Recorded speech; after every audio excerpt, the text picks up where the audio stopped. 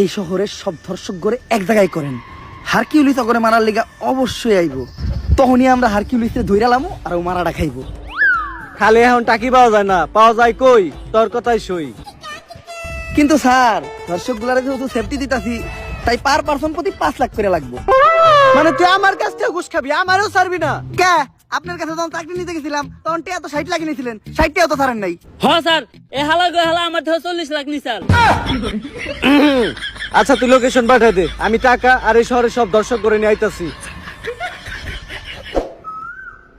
বরবাদ, তোর কথা মতো এই শহরের সব দর্শক করে নিয়ে আইছি। স্যার, ওগুলো বাইরে রাখাটা সেফ না। হারকিউলিস যে কোনো সময় ওগুলো উপরে হামলা করতে পারে। এক এক করে ওগো সবাই পিসের গোডাউনে ঢুকানোর ব্যবস্থা করেন। আর যাওয়ার আগে তোরা টাকার ব্যাগগুলো এই জায়গায় রেখে যা।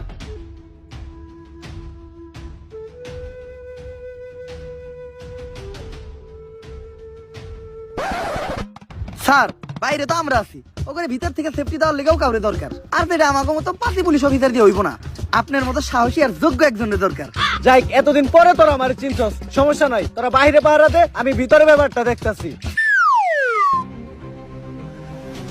স্যার, শেষবারের মতো একটা কথা শুনে রাখেন, পাপির দেহ পোকায় খায়, ধর্ষকদের ঠাঁই হবে না এই বাংলায়।